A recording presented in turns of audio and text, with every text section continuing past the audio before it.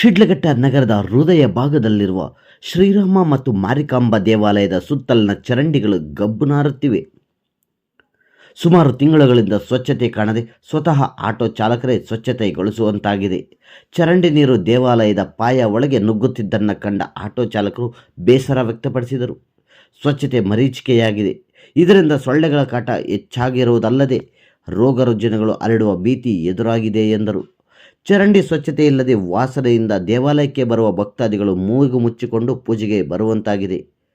ನಗರಸಭೆಯ ಈ ನಿರ್ಲಕ್ಷ್ಯಕ್ಕೆ ಅಲ್ಲಿನ ಸ್ಥಳೀಯರು ಆಟೋ ಚಾಲಕರಾದ ಶ್ರೀನಿವಾಸ್, ರಾಜೇಶ್, ಬಾಲು, ಮಹೇಶ್, ಶ್ರೀನಿವಾಸ್, ಮುನಿರಾಜು, ಗೋಪಿ ಸೇರಿದಂತೆ ಮತ್ತಿತರರು ಆಕ್ರೋಶ ವ್ಯಕ್ತಪಡಿಸಿದರು.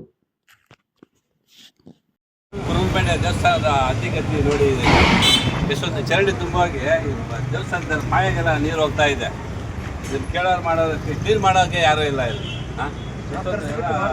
ನೋಡಿದ್ರೆ ನಿಮಗೆ ಗೊತ್ತಾಗುತ್ತೆ. ಸುಮ್ಮನೆ ಕಾಟಾಚಾರ ಮಾಡ್ದಂಗೆ ಹೋಗ್ತಾರೆ.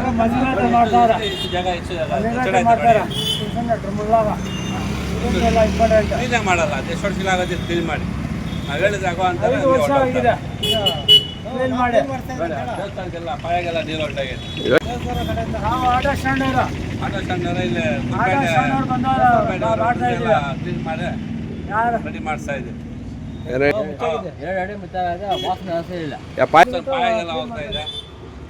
ಸೊಳ್ಳೆಗಳು ವಿಪರೀತ ವಾಸ. ದೇವಸ್ಥಾನಕ್ಕೆ ಭಕ್ತರು ಬರೋದೆಲ್ಲ ಮೂಗು ಮುಚ್ಕೊಂಡು ಹೋಗ್ತಾ ಇದ್ದಾರೆ.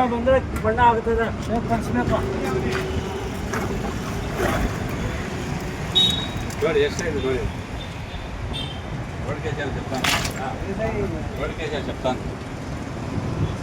వాళ్ళు వస్తారా? ఊరికే తోస్తారా? వెళ్ళిపోతారా? ఏం తోస్తారు?